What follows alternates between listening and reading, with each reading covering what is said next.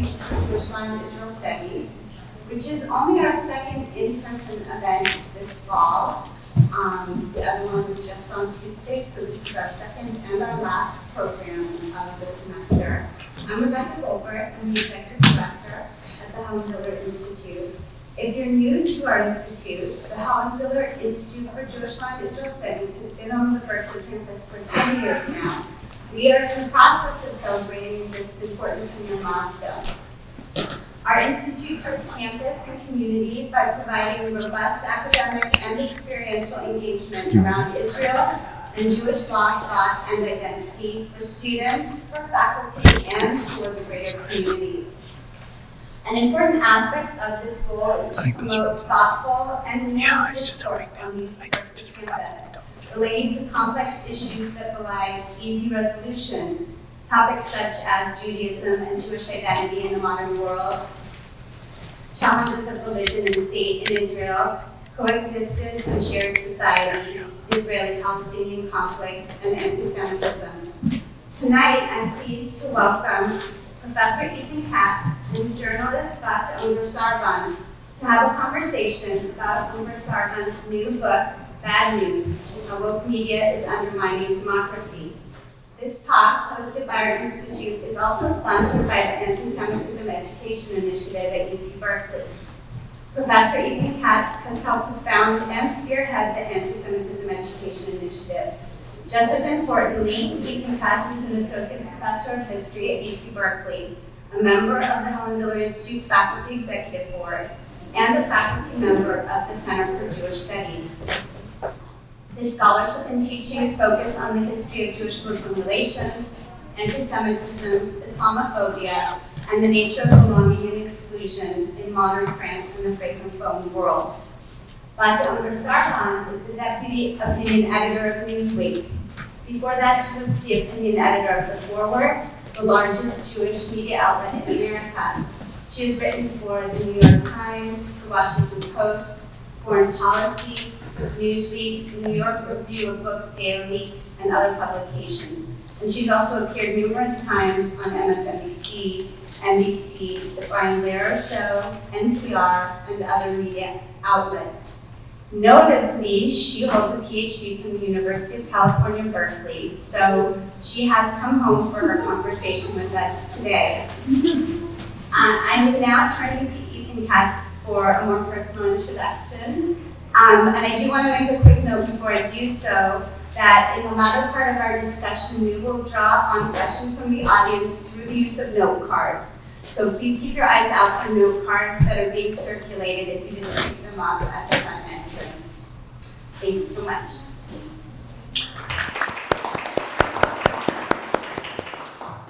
Thank you so much, Rebecca. It's really a pleasure to welcome Batya to Berkeley. And, you know, I first want to mention, of course, this book that she's just written, which we're talking about tonight, Bad News: How Woke Media is Undermining Democracy. And I want to encourage everyone to go buy the book, and you might argue with the book, you might have strong reactions to the book, you might fling the book across the room in disagreement at some point, but everyone should be engaging with the ideas in this book. You know, strong reactions are always a sign of important ideas. So Becca gave the formal introduction to Batya, and I just want to say something a little more personal. Batya is my good friend, and we became friends actually over Zoom during COVID. It's an experience probably that various people had of getting to know people and becoming close to people who you'd never met before over an extended period of time. And we did so largely through what Jews traditionally call chavruta, which is paired learning sessions where we discussed and debated common texts every week.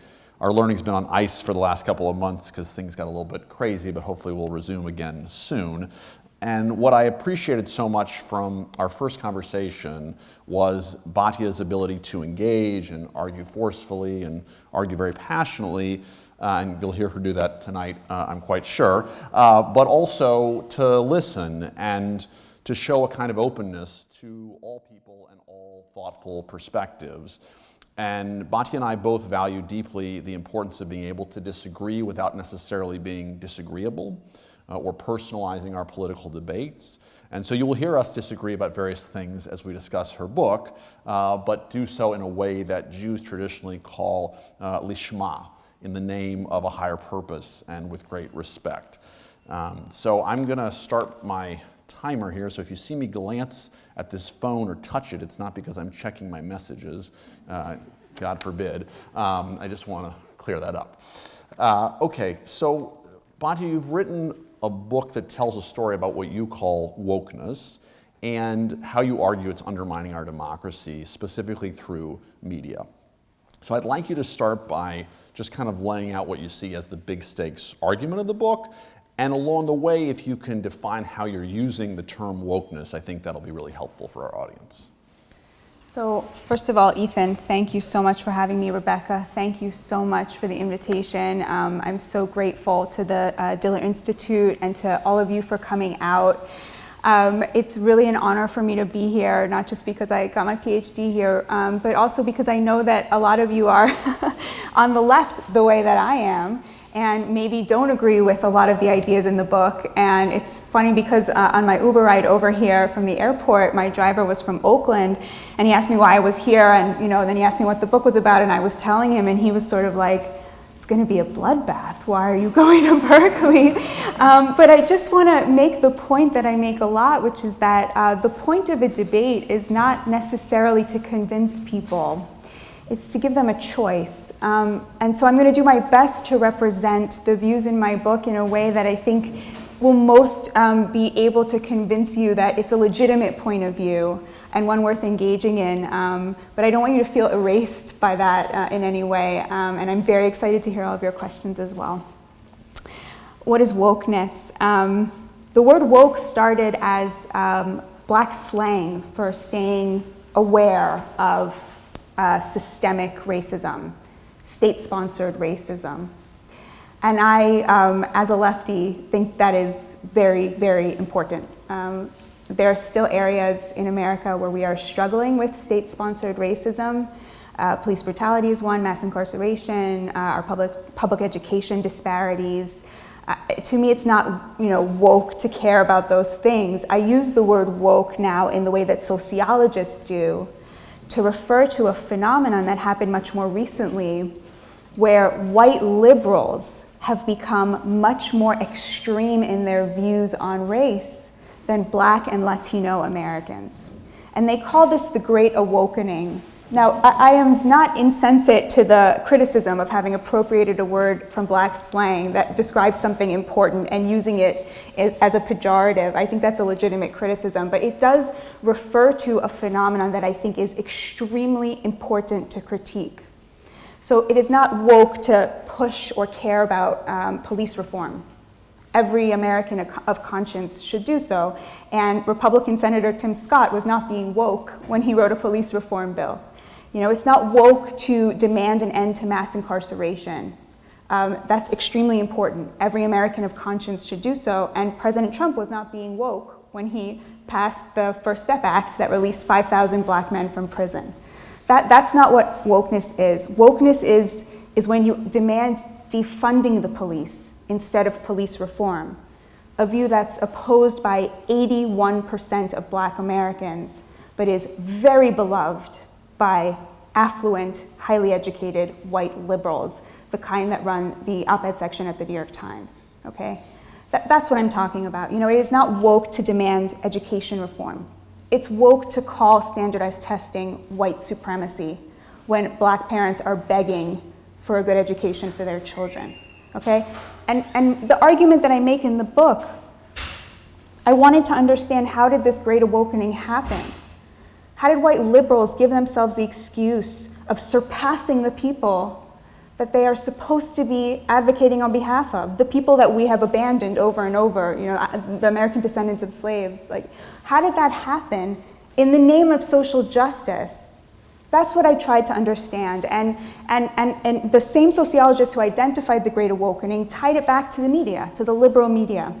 What they found was, and again, we've noticed this, I think a lot of lefties and liberals noticed this, a shift in the way that our media, our liberal media, national liberal news media, talks about race over the last 10 years. But you don't have to rely on your anecdotal impressions. The same sociologists who clocked that shift in white liberal opinion to see it outpace Black and Latino Americans in its extremity on race have found that there was just a total skyrocketing of the use of woke words in the New York Times and the Washington Post and NPR and the Atlantic and Vox and all of these outlets. They just started talking about things like white privilege and oppression and marginalization and coupling the words marginalization with the words people of color just exponentially starting in 2011, 2012. It was a direct response to a business incentive, a business profit motive, which is digital media. And that led me to ask, why did this happen? When did this happen? And what I found was that, you know, American journalism, it used to be this working class trade. It used to be a job that people, it was a blue collar job. You know, journalists used to live next door to cops and they didn't make that much more money than them. And over the course of the 20th century, there was a status revolution in American journalism. Now journalists live next door to corporate lawyers and they make a little bit less than them. And along with this status revolution, American journalists have abandoned the working class of all races, And they today, unconsciously, I believe, they are using a moral panic around race to distract from the real divide in America, which is one of class. That's in a nutshell, in a long nutshell, a big nutshell, the argument of the book. Great.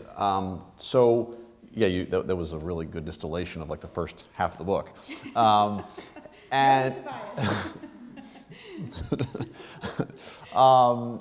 But you then argue that the election of Donald Trump played a crucial role in accelerating the developments that you've just described. So can you talk a little bit about why you think that was so important? Well, I'd actually say the opposite. I would say the developments I describe, I think, led in a big way to Donald Trump's election. Okay. So yes, you're right. You also make that argument, but then you say that Trump, you know, gave the media certain other incentives, opportunities to push these stories forward. So talk about both. I mean, because I think they are both important to the story you're trying to tell. Do you know how many times Trump's name appeared in the New York Times in 2017? It's 97,000 times. That's once every 250 words. It's twice every single article. Unless you think that, okay, it's a president, you know, you got to talk about a president, right? So guess how many times President Obama's name appeared in the New York Times in his second year in office? It was 37,000 times. It's a difference of 60,000 times, 60,000 articles, okay? That was not driven by a journalistic motive. That was driven by a profit motive. And the reason for that is that used to be journalism, we judged whether journalism was good or bad. We evaluated it based on how many people, how big the reach was. That shifted with the internet. Online, the way you judge success in journalism is through engagement. How many impressions an article creates, how many comments on Facebook, how many shares on Twitter. And we know, obviously, everyone here knows that the most engaged readers are the most extreme, and that emotion drives engagement. So in 2018, the New York Times created a new way of tracking the emotions of their readers. It's called Project Feels. Their data science team started asking young, affluent readers, you know, millennials who make over $100,000, $130,000 a year, to rate how certain articles made them feel and how much they made them feel. And what they found was, not surprisingly, the more emotional, the more the reader was feeling, the longer they stayed on the page, and the more likely they were to click on an ad. So that was step one. Step two, they created a machine learning algorithm that could predict how an article was going to make a reader feel, and they now sell that to advertisers. So when Armani comes to the New York Times and says, I would like to buy an ad, the New York Times can say, no problem. How would you like the reader to be feeling when they encounter your ad, and how much? right? It's like Facebook. They essentially hacked and monetized our emotions. That's why President Trump's name appeared 97,000 times in the New York Times in 2017, right? Because he makes affluent white liberals, who are the target audience of the New York Times, feel things very, very deeply, which makes them buy things, which makes them very valuable to the New York Times, right? What happened with digital media was you used to have all of these liberal outlets which were each catering to a different audience, each catering to a different readership. And essentially what you have now is The Atlantic and Vox and the New York Times and the Washington Post and NPR are all going for the same 6, 7, 8 million highly affluent, highly educated progressives who live in coastal cities who are going to spend in a way that will impress advertisers, who are going to pay for that subscription to the New York Times because it makes them feel like part of an elite club. All of these outlets are now catering to the same elite readership, and it is that that has driven the way that they cover race more than anything else. It's about class, it's not about race, and that's why you see things like defund the police, defund the police, defund the police, instead of people going into working class neighborhoods and asking people, what do you need to not get beat up and insulted by the police? What would you like to see? How can we help you fulfill the dreams for your children? Because the moral panic around race that we're seeing in the liberal media is just the last stage of American journalists who are now part of the elite abandoning the working class of all races.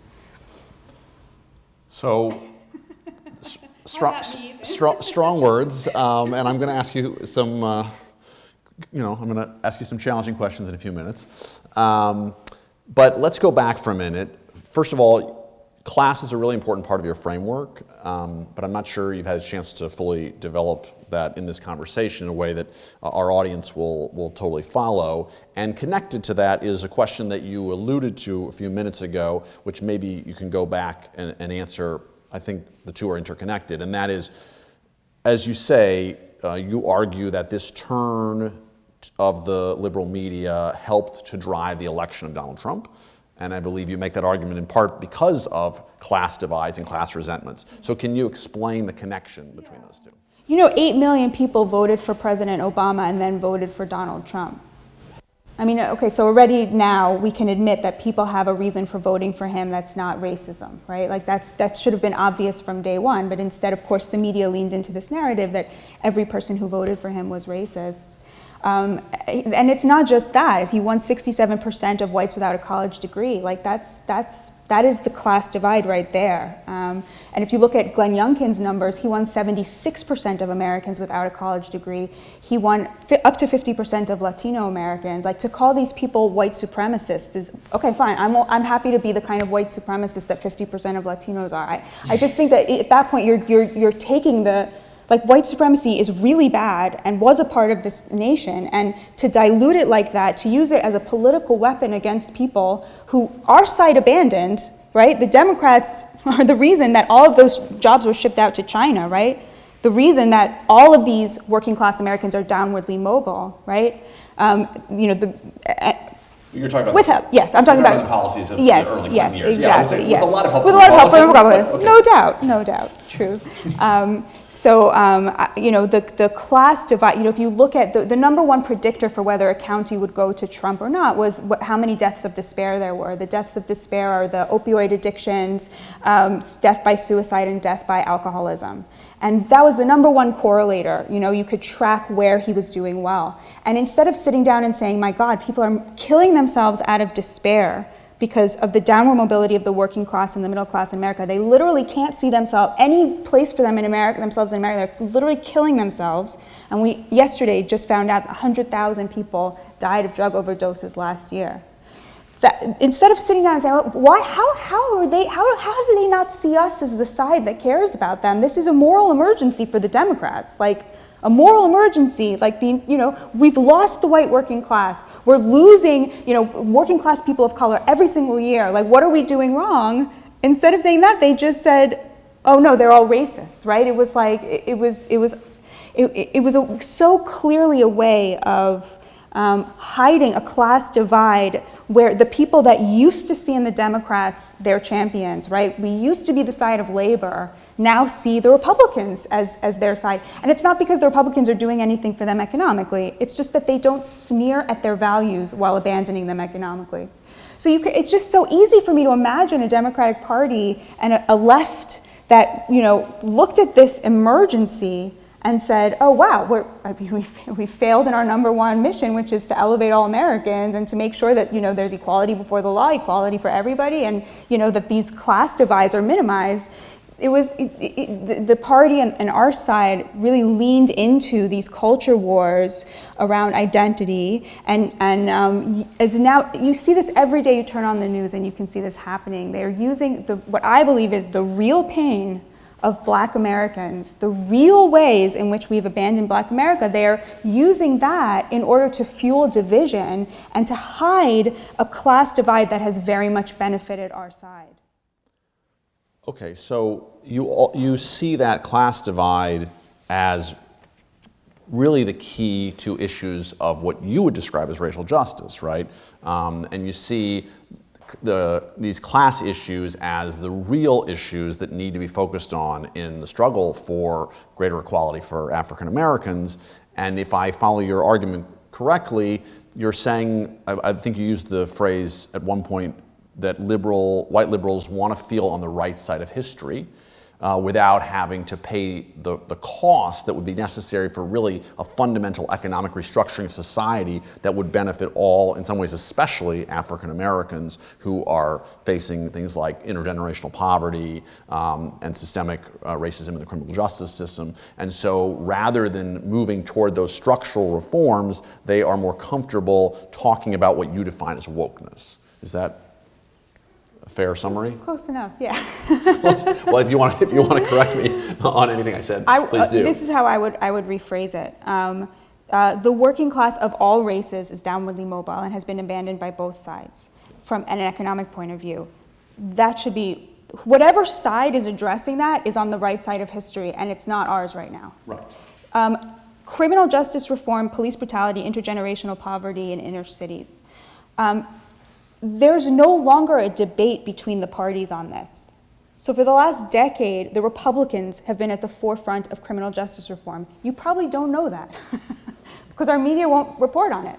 But you know, Georgia, Idaho, Iowa have been overseeing mass prisoner releases from a Christian point of view, because it's wrong from a Christian point of view to deny people, you know, a second chance, to deny people grace.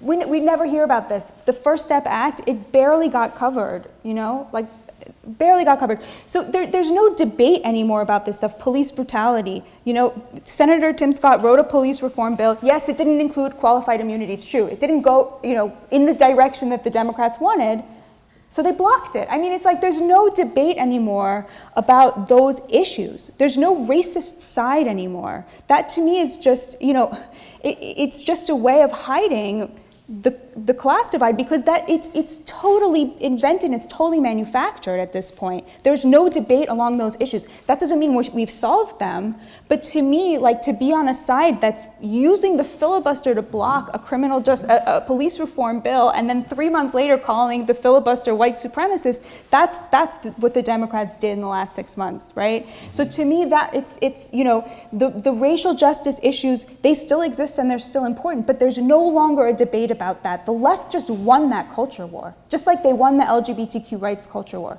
That is no longer a fight. You go into the South, you go to evangelical churches, they're welcoming in LGBTQ couples. Like, that's just not a fight anymore. But the class thing is, you know, the class divide really is, and nobody will talk about it.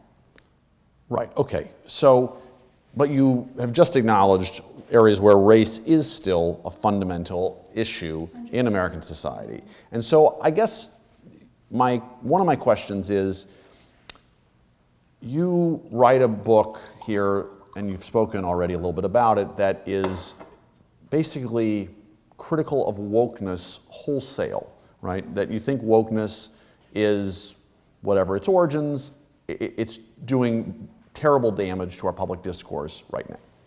And my question is partly, strategically, it seems to me that approach has a cost, because many people who share your goals of racial justice are going to feel, when you're so dismissive of wokeness, that you're not an ally, that you're taking up what they would see as, you've said unfairly, Republican talking points, and dismissing their cause. So my question is, why not say wokeness started as a move for racial justice, but it's lost its way, and it needs to go back to what the core issues are, rather than just saying wokeness is bad? That's a great question. Thank you so much for that question, Ethan. So the first point I want to make is I see myself as a lefty. I'm pretty much a socialist, but I often have people say to me, these are just conservative talking points. And to me, that's sort of like, that's a win for me. I don't identify the word conservative as an insult. I think that's it's pretty juvenile to think that that's a slur. But moreover, like, if you want to say that the conservatives are the ones who care about class, we're no longer the side that cares about class, you really want to cede that to the Republicans? Like, I can't help you. Like, that's a win for them. That's a win for the conservatives. That's not an insult to me, right? I just don't identify with that talking point at all, you know? Or AOC saying only old people use the word woke. It's like, I'm not embarrassed to be old. Like, I don't think that's an insult, you know?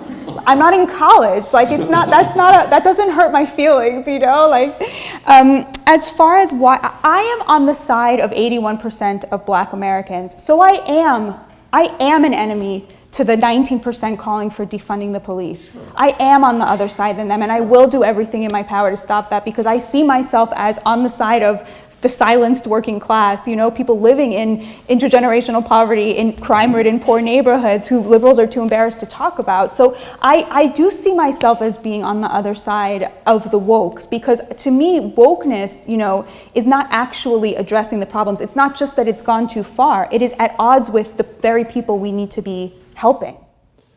Right. I understand that, but at the same time, I mean, you yourself have said that you think that the movement in the wake of the murder of George Floyd was really important in a lot of ways, and that police brutality is a real issue. Now, many of those people define their work, you know, to change the criminal justice system. They define it as part of wokeness, right? So I guess the question is, and I mean, this can extend to anti-racism, right? This is a movement that you're also very critical of in the book, and that I don't think means one thing, right?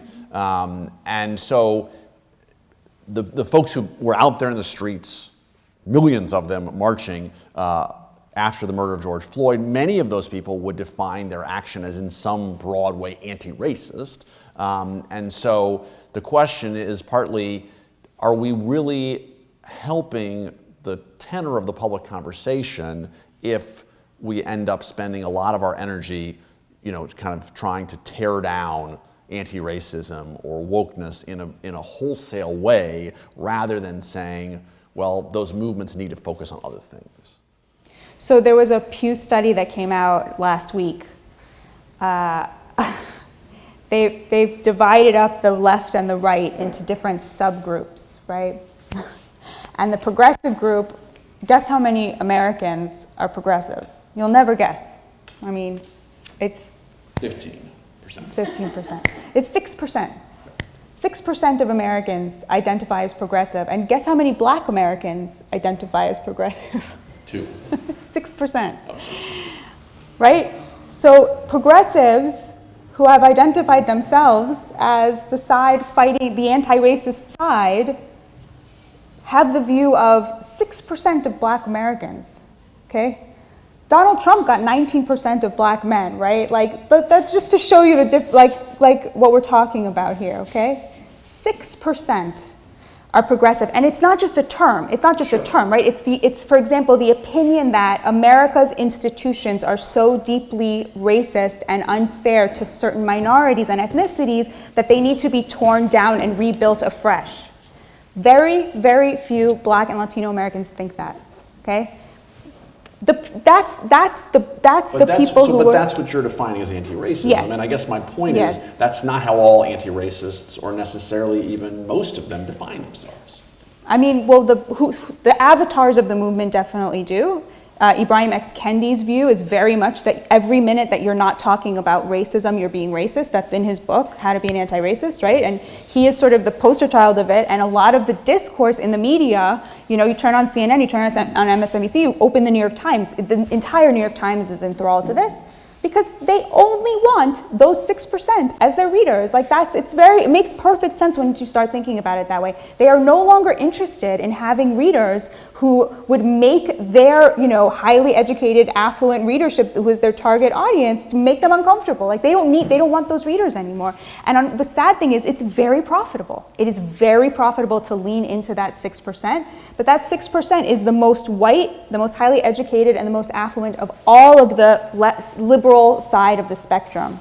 That's who our culture is catering to, whose economic interests it's catering to, in the name of anti-racism. And so yes, I am on the other side of that. Okay. We should move on. In part because we're here for a Diller Institute event, but also because it's an issue that you raise in the book, and I know it's an important issue to you, and that is the impact of what you describe as wokeness on the way that Jews and Israel are portrayed in the media. So can you say a little bit about how you think that woke media is undermining the position of Jews, even, I think I'm characterizing you fairly, sometimes enabling anti-Semitism in a certain way. You write in your book that, quote, the re-racialization of society into a crude binary where power is a one-way street and one racial group uses it to oppress and dominate another. In this context, the left has long cast the Jews in the role of the oppressor, proximate to whiteness, if not worse. So can you say a little bit of what you mean by that, and then how you see it extending to a lot of media coverage of Israel as well? Okay, I want to be very clear. I still think, you've heard me say this before, I still think that our generation of Jews, are the luckiest Jews to ever walk planet Earth. I don't think anti-Semitism is the biggest threat to America or the biggest threat to American Jews. It is rising, it is true.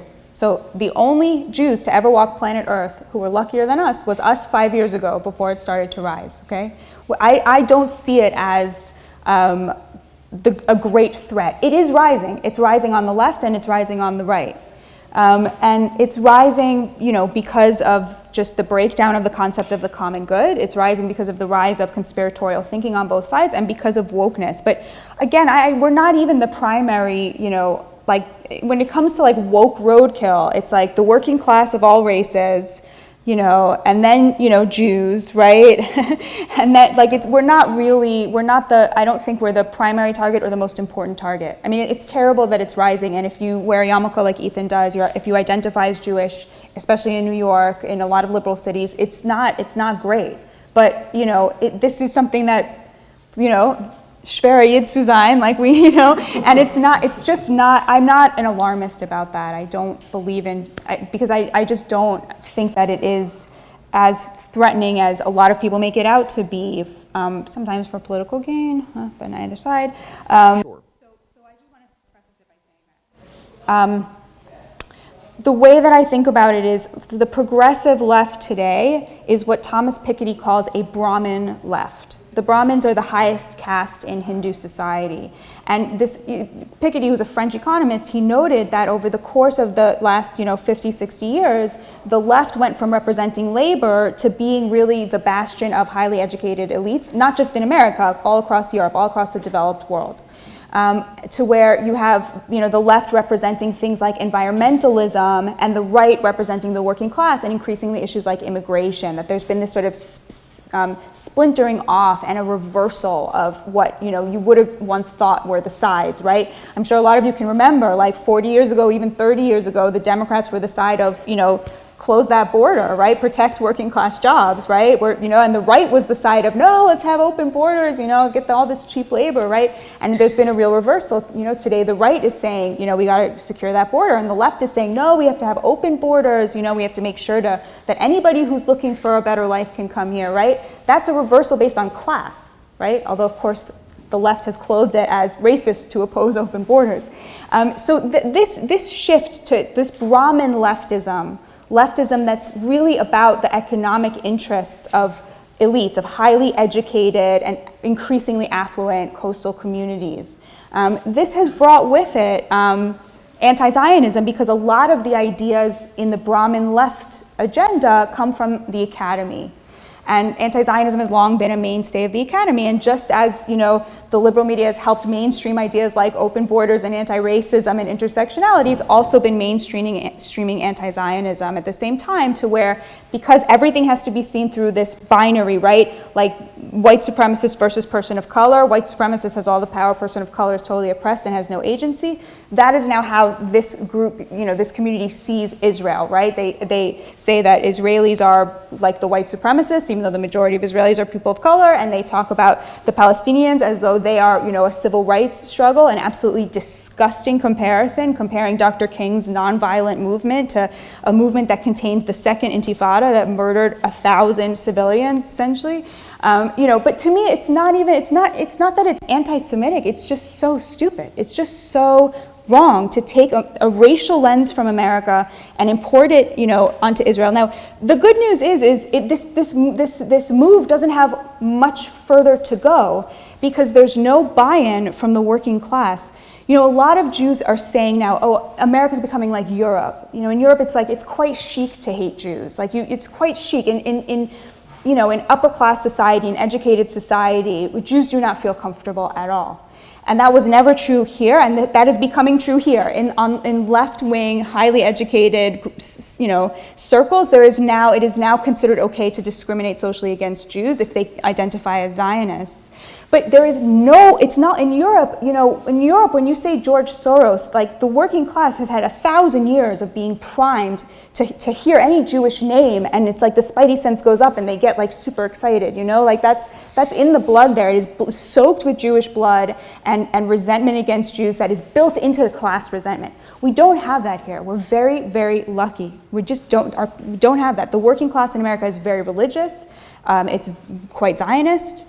We don't have that. And so I just don't think that the anti-Zionism that has really, infiltrated into the left has much further to go, because it is part of the Brahmin left agenda. It's not, even the Democratic, there was a vote on the Iron Dome, right? Which I personally, I don't think we should be funding the Iron Dome. They can fund it themselves. Why are we paying for that? Why should working class American taxpayers be paying for some other country's weapons? But 420 Congress members voted to fund it. So all of this talk about, encroaching anti-Zionism, whatever, I think it's talk. Oh, okay. Weren't expecting that, were you? Not totally. Right. We can. Right. We've been on the same stage arguing a little bit about this before. I think you're underestimating the pockets of the right that are attracted to older anti-Semitic ideas and that are attracted to forms of white nationalism that are not the most extreme forms of white nationalism. It's certainly not a majority of the right or close to a majority of the right, but I think that it is real, and I think there's certain working class people who are also familiar. I don't think we should underestimate the degree to which anti-Semitism is baked into larger Western culture in a subterranean way, and can also be brought out in pockets of America, even though, of course, you're right that it has a much deeper and longer history in Europe. I'm going to push you a little bit, because you do say in your book that the second greatest casualty of wokeness after the working class are Jews. And I know that anti-Semitism concerns you. And so my question is, if you argue that class is the real divide in American society, and that a focus on race repeatedly is a distraction, then how can we talk about anti-Semitism? That is, if we should be talking about class, that is not going to help us to understand the resurgence of hatred against Jews, because Jews do not face structural inequalities around income or access. And in fact, a focus on class sometimes reinforces notions of Jewish privilege, because statistically speaking, Jews are more educated and more successful by certain metrics. So it seems to me that we have to acknowledge vocally the multivarious ways that race continues to function to even be able to talk about anti-Semitism, which is ultimately still a hatred that racializes Jews in complex ways, sometimes as white, sometimes as not white, sometimes as sort of purely white in a way that's pejorative, often as an evil group conspiring against the common good. But it seems like a class analysis will not get us any closer to understanding contemporary anti-Semitism. And so there seems to me there's a tension between recognizing anti-Semitism as resurgent in American life and telling us we should really stop talking about race and mostly talk about class. Right, so this, I think we fundamentally disagree about how fundamental or significant the rise in anti-Semitism is. I do think it's related to class. I think it's related to the breakdown of the concept of the common good, of a shared reality. For sure we agree. But that happened along class lines. Right. Okay. Okay. So for you, the causes of anti-Semitism fundamentally are this very small portion of the left that is made anti-Zionism part of a certain kind of racialization of everything. Well, anti-Semitism. I don't think anti-Zionism is inherently anti-Semitic, but I think that they have made anti-Semitism. Well, I agree that anti-Zionism is not inherently anti-Semitic. Yes, it's rising. But a frequently anti-Semitic form of anti-Zionism. Yes, and that's right. That's coming from elites on the left, and then yes, there has been a resurgence of white, an emboldening of white supremacists, and like we had the shootings, and then a lot of mentally ill people on the margins of society, sort of coming out of the woodwork, and Right. Okay. So what you just said about how anti-Semitism is not, we agree that it's not our biggest problem. And I guess, I want to ask you one more question about this. You have a passage in your book that I'm going to read, and then I'm going to ask you to help me understand better what you're really after here. So you're talking about the Women's March, and you quote someone who you clearly think is saying something that is on its face problematic, because you don't analyze the quote for us. And my question is, given the reality that most American Jews are white-skinned, and that we enjoy, therefore, the privilege of walking around and not looking black, which we can agree is not inherent in every single interaction, and that people who are working class whites do not feel or necessarily even experience that privilege in very many contexts. We can agree on that, but it still is something that many people benefit from in daily life. I hope we can also agree on that. You quote this person saying, in effect, white Jews, of which I am one, too often see anti-Semitism in what is really the legitimate anger and despair of black people at being dehumanized and marginalized by a social and economic system made for and perpetuated by white people, of which Jewish Americans have indisputably become much more a part than black Americans. So I guess my question is why... I wrote that to disagree with it, just so it's clear. I wasn't quoting that because I agree with it. No, I just want to make that clear.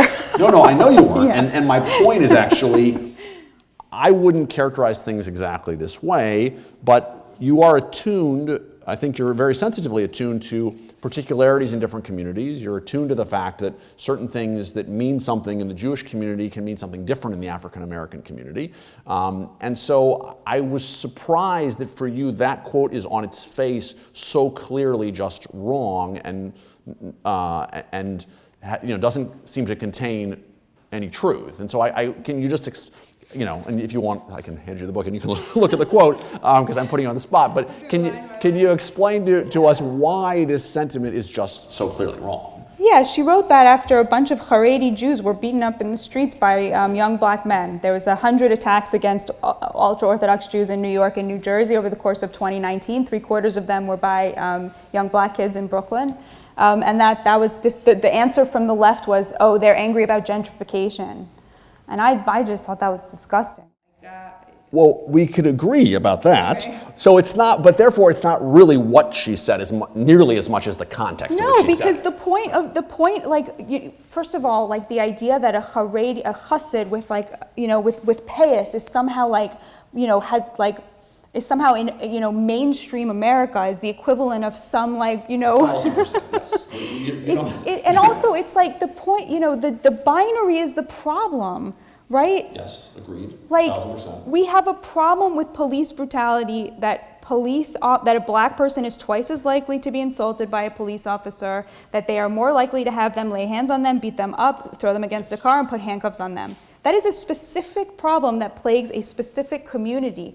The generalization out of that to create a binary in which there are virtuous people because of their utter powerlessness on one side, and Jews who are totally empowered because of the color of their skin on the other is just totally false. And it's false in a way that is disgusting. Like, it's false in a way that is using the logic that the worst humans to ever walk planet Earth used. It's the use of a racial binary, a racial essentialism to hide class, as well as many other things, and to excuse bigotry in a way that we would never do to anybody else. I refuse to excuse the bigotry of a community and to act like they don't have it in them to overcome bigotry. It's disgusting to talk that way about people. Sorry. No, we fundamentally agree on this. So we're in heated agreement, as happens pretty regularly. But I think that explanation is really helpful, and I think part of what you highlight and what you just said is the fact that this racial binary, one of the reasons that it's really problematic for Jewish Americans specifically, is that most Jewish Americans don't feel themselves, even if they have white skin, to be white full stop. We feel like, we don't fit neatly into the racial binary of America by virtue of our experience, by virtue of the history in which Jews have so frequently been racialized as non-white, by virtue of particular ethnic traditions that we feel make us an ethnic minority. And so that binary already makes us uncomfortable, and what you describe is, of course, a doubling down on that binary where powerlessness carries absolute virtue, and because Jews are seen as powerful whites, And this is where we have, I think, a more widespread kind of inflection of at least anti-Semitic stereotypes in the way that Jews are being talked about in the racial binary. We're going to get into our audience in a few minutes here with questions. So before we do that, I want to just give you a chance. We zoomed in there on the particular case of Jews in Israel. I want to zoom back out to 30,000 feet and give you a chance to talk about what you talk about near the end of the book, which is where you think we go from here, right? What do you want our audience to take away in terms of what can we do to improve the discourse? What can we do to kind of rescue class, which, whatever you and I disagree about, I agree with you very strongly that income inequality is a hugely neglected issue and a hugely important issue, and we're not able to make progress on a host of other issues without tackling that in a serious way. So how do you recommend that people help redirect the conversation? Make relationships with people you disagree with. That's a whole game. Be part of the army that is stitching back together the fabric of American society, and that is how you do that. Remember what it means and how it feels to respect somebody whose views make you angry. Every time you're on your phone or you're on your computer and you're scrolling through social and you see something that makes you feel enraged, that feeling that's like road rage, like, I can't believe this person believes this, I have to write something on Twitter. Every time you feel that rage, someone is making $1 million. I'm being totally serious, totally literally. It is not normal to feel that way about a stranger. And we feel that way because very, very smart people who are much smarter than you or I, have figured out how to make us feel that way about people we've never met, about our fellow Americans. And it's wrong, and you can be a person who trains yourself how not to feel that way by going to shul, by going to church, by going to volunteer, by finding spaces that are not political in your life, and making relationships with people that are not based on political agreement, and remembering what it feels like to be a Democrat, small d, to respect the views of somebody you disagree with. That's the only, because the sad thing is that this media stuff, it's really profitable, and I just don't see it turning around. We consume too much media. We know too much stuff. You don't need to know like who AOC is angry at every single day. We don't need to know that. Like, we know that because people are getting rich off of telling us that, but you can decide not to need to know that. Like it's not, you want to know what's going on in your community, go find out what's happening in your community, That's just, it's not satisfying, but that's all I got. Well, I think that was actually a really good, at least start of an answer, and the first, actually, a very good beginning of an answer to the first question that I had here, which was commenting on your thoughts on political polarization, what could be possible solutions. So I'm going to just move past that to another question. I often hear that the reason we, and this person writes, powerful white, political, I apologize, I can't read the next word, don't care about the class divide is because most of the lower class is composed of minorities. So this person wants to know, is that untrue? And if it is true, is that not racism at its core? Or do you simply disagree with the premise of that? I think that in the media, when they express their sneering contempt for the working class, which is frequent, they very frequently say the white working class. But I think this question is accurate. 70 to 75% of Black Americans identify as either moderate or conservative. Like when you ask them, what are your views? Irrespective of who they vote for, working class Americans are more conservative. And it's those views that have been totally deplatformed from the mainstream media. The entire working class, everybody who's conservative, everybody who voted for Republican. The New York Times didn't run a single op-ed by a Trump voter in the 6 months running up to the election in 2020. Not one. Like, how do you call yourself the paper of record and not tell your fellow Americans how your neighbor is thinking, why they're voting, the way they are? So I do think that it is racist. I do, there's a Yale study that really, this book began with this Yale study from 2018 that I read that was so shocking and horrifying to me that I put it away and I couldn't look at it for, I think, 6 months, a year, because it was such an indictment of everything that I thought I knew and everybody that I knew. The Yale study found that there was a difference between how white liberals and white conservatives talk to Black and Latino Americans, okay? Big difference. What's the difference? White liberals dumbed down their vocabulary when talking to Black and Latino Americans. They used smaller words than when they talked to other white Americans, and white conservatives didn't. And I remember reading that and thinking, there is a sickness in a worldview that produces this difference, and yet we're calling them the racists. Like, it was very eye-opening for me, and I think that really does get at that question as well. Your words sound very much like those of John McWhorter. That will not surprise you. But this person says, a notoriously elitist conservative. How do you distinguish yourself, i.e. your views, from his? This may also be a question to which you do not entirely accept the premise. So John McWhorter identifies as a liberal. He hates Donald Trump, which is how he was able to sneak into his newsletter job at the New York Times, probably. He really hates Trump. And I don't think he would call himself a conservative. The main difference between his work and my work is that he considers wokeness to be a religion. And I am religious, so I totally reject that premise, because that's not what being religious feels like. Religion is all about like being humble and forgiveness and grace and tshuva and holding yourself to a higher standard than you hold anybody else, and being always falling short of that standard and answering to a higher power and caring about your fellow Americans. So that would be the main difference. He really sees it as a religion, and I really respect his work, and I think that he has really shown leadership that a lot of us rely on. But I don't totally disagree with the elitism point. I'll just leave it at that. Do you view the recent Virginia elections as the canary in the coal mine that will alert the left that wokeness may cause in future election losses? Yeah, I think they're CNN spent the week after in a total state of discombobulation, like, ooh, what does this mean? What have we done? Now they've of course gone back, but I do think that there's a real shift happening underway. I think people are starting to see, I think, yeah, I do. Well, from your lips to God's ear. Hello, thank you for the talk. This person starts with their question, very, very friendly. I've read cue cards at many talks. I don't know if I've ever seen that one started off.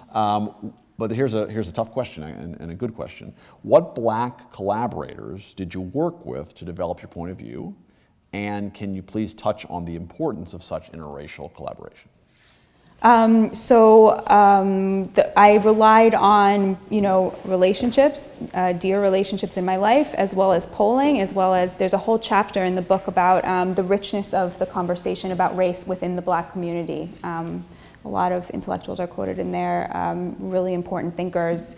The views that the media tells us are the views of minority communities are not the views of minority communities, and that's very much clear from the conversations within the community, the poll. I mean, there's a lot of evidence that that's true. It just doesn't quite make it through very, very often. Great question. So I think this person needs a new pen, but I'm going to do my best to read their question. Why do you think anti-Semitism is only or mostly in wealthy, elite communities and not in working class ones? I taught in a Title IX high school in Nashville, Tennessee. I had swastikas drawn on my classroom walls, and student Instagram pages were littered with anti-Israel posts claiming, quote, Jews were murdering Palestinians. These were all low-income whites. Does this not concern you? What should I make of this? Great question. Again, I rely on the polling. When you poll Americans about their views on Israel and their views on Jewish issues, it does seem to be, to me, it seems like it's very much a college-educated phenomenon. I'm not very worried about teenagers doing stupid things. I'm sorry. That's probably a really terrible thing to say. I think teenagers are really stupid, and I think they do really stupid things. But there was another thing I wanted to respond to. The anti-Zionist posts. Yeah, there's like a real horseshoe effect. There was an anti-Semitic rally in Poland the other day, and they were also chanting like, go Palestinians, and like, it's just funny how like they were all right-wing nationalists. There's a real sort of horseshoe effect. Like David Duke, who's like also extremely anti-Zionist, although he's yeah, that's interesting how anti-Zionism has become a fundamental tenet of the anti-Semitic right as well. It's interesting. Yeah. Some would even say troubling. Troubling, yes. So this person's just wondering if you've engaged the ideas of your book within different communities. Have you had a chance to speak to people in Black, in the Black community, in racial minority communities, in working class immigrant communities? That's the first part of their question. The second part of their question, which I was, I think, getting at with a couple of my questions earlier, is it risky that your ideas will be misappropriated among certain sectors of white America? I hear from people a lot. Like I was on CNN talking about this, and I heard from a lot of people. In different communities. Yes. I wish I was not a white person saying this. Like I would hear like, oh, I'm so grateful that you're saying this. How come they don't let us say this? And I think that's a real problem. Like the voices that get let through are the ones that endorse the progressive message. And I at Newsweek spent a lot of time cultivating voices from working class communities, from working class Black communities, immigrant communities, trying to get those working class voices in front of mainstream audiences, and to sort of counteract some of the work. About being appropriated, I don't think good ideas can be appropriated. Like I talk a lot to conservatives because I have a lot to say to them. And, like, how is that not a good thing? Like to bring, a socialist message to conservatives. I don't know, like isn't that a great thing? Like to have something they agree with so you can go in and then tell them influence them on all, I think that's a great thing. Like, well, I think that the question would be, I don't want to speak for this person, but what I would express concern about, and I think I was partly getting at it earlier, like I said, is the socialism is a fundamental part of your message, and I think it's a message that is also very critical of conservatives on a range of issues. But if we strip that away, then there are certainly conservatives who would join some of the things that you say without having any focus on income inequality. And I think that people worry that then it just becomes a critique of concerns about racism. And if it's just read as that, right, is that basically people talking about race are wrong, full stop, then I think it's a distortion of your message. And some people, I think, maybe have fear that what you're saying could be fodder for those folks who just don't want to talk about race.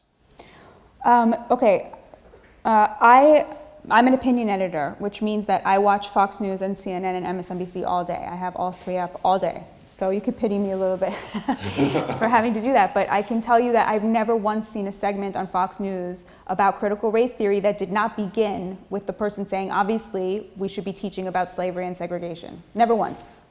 They always do that because the debate about critical race theory is not actually about whether or not we should be teaching racism and segregation, which is mandated in schools across the nation. So to me, it's like we're not living in an era of segregation. We're not living in an era where the other side is cartoonishly evil. We're just very lucky. We're not living at that time. And so my critique of wokeness stands, I think it's dehumanizing. John McWhorter doesn't have a class element to his argument. He's just anti-woke because he thinks it's racist. And I agree with him, it's like, so yes, I'm very careful about who I give my message to. I'm very careful about where I appear and who I appear next to and which shows I talk to. But like I do a lot of conservative radio because that's where the working class audience is, because the liberal media has abandoned the working class. And so the working class is consumer boycott, right? They don't tune into these places, and that's who I'm talking to. So I just feel like I'm not, the less highly educated a community is, it doesn't matter what the racial composition is, they're not into wokeness. They're not into the progressive message. They're not into open borders. Like, there is so much more that unites the working class across races than unites them with people of the same race who are in the higher classes. As a lefty, could you discuss, one, the death of journalistic ethics, which underlies media silence about real issues, and two, silence about crime in urban Black communities, which I know is something that you feel strongly about? Yeah, the taboo on discussing crime is another one of the just absolutely disgusting aspects of this. Like, liberals are embarrassed about it, so they rather let Black children be killed than talk about it, because they feel like it's embarrassing to them. I just don't understand how that's acceptable, but there is a taboo on discussing crime. So for example, about a month ago, there was a school shooting. So I was like, oh, school shooting, like, okay, all hands on deck, right? Turn on all the TVs, like, make sure this is what we're gonna be covering for the next, 2 or 3 days. And it's on Fox, and I'm waiting for it to come on CNN, I'm waiting for it to come on MSNBC. It's like their bread and butter, right? School shootings, they it's like the gun control, everything, right? Waiting for it, it's not coming on. It's not coming on. It's like hours and hours. There's a manhunt. There's a manhunt on for the school shooter. 3 students were shot, a teacher was shot, and it's not on CNN, and it's not on MSNBC. Why? Because the shooter was Black, and the people he shot were Black. So it got classified as urban crime. And they literally didn't cover, they covered it when they caught him for an hour.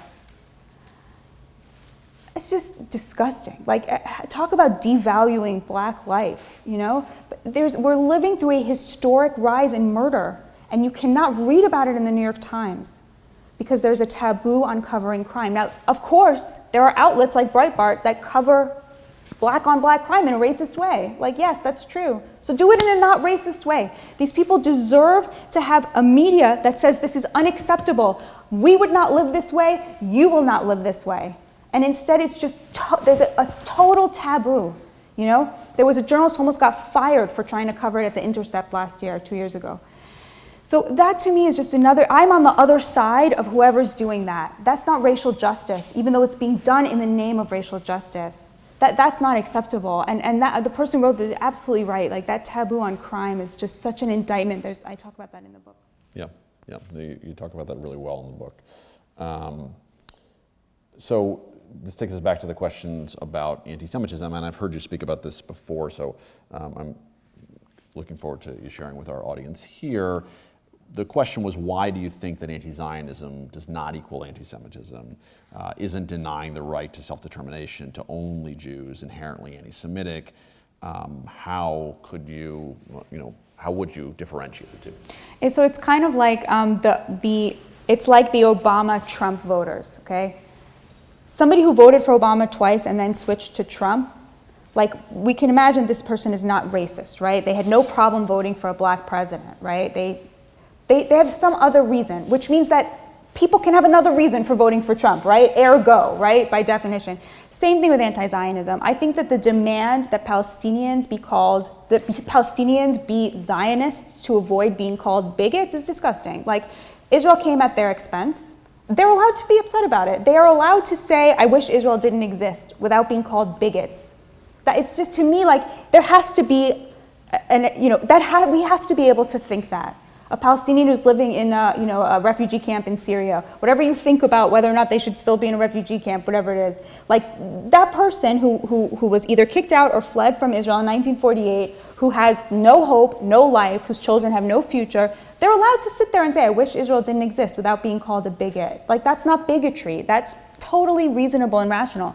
And it's like, in a Talmudic way, like, if we can accept that a Palestinian can be anti-Zionist without being an anti-Semite, it must be true that another person can be an anti-Zionist without being an anti-Semite. Now, it's true that if some guy in Bristol is tweeting at me every single day about how, Israel shouldn't exist or whatever, I'm going to think to myself, I wonder why this is your issue.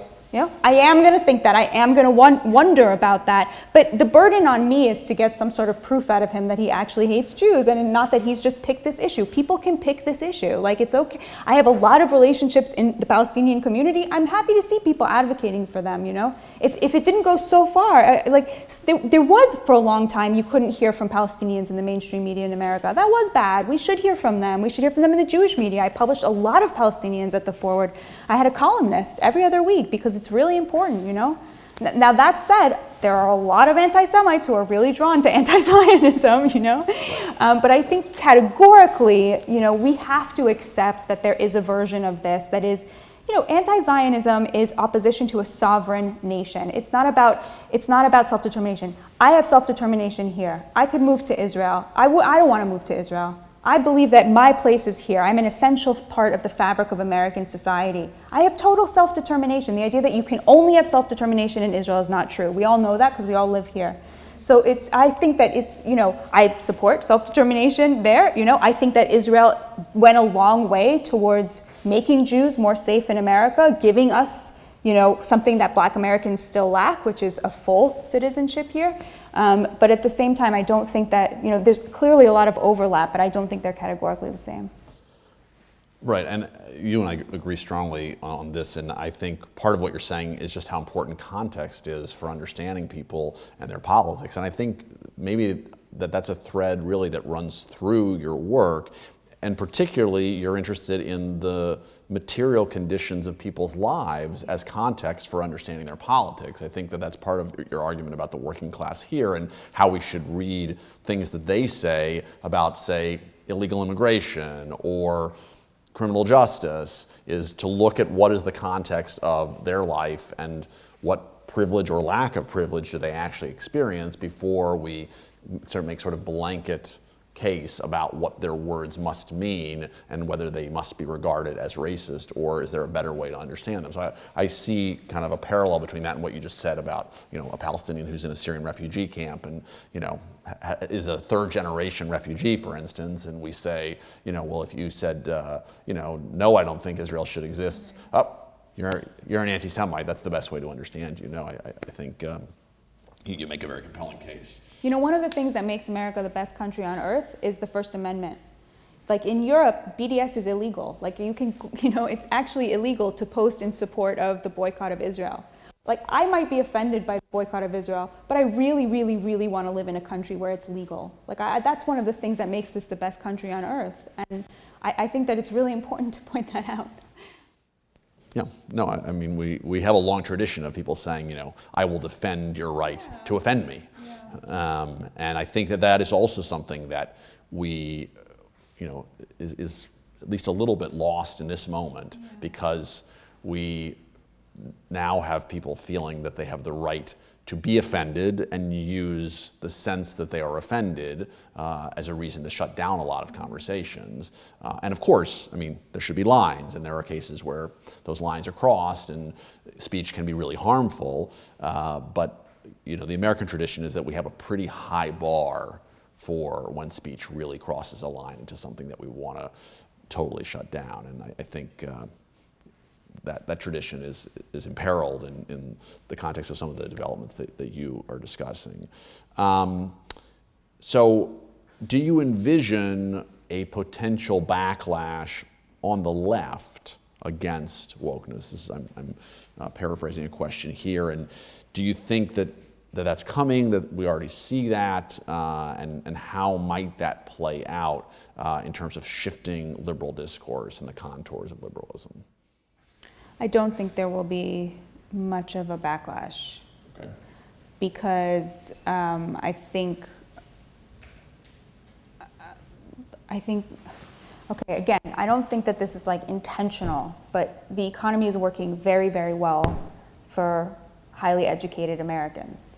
And it's working really badly for everybody else. And part of the argument I make is that this woke smokescreen for class is a way of, unconsciously protecting the interests of affluent elites.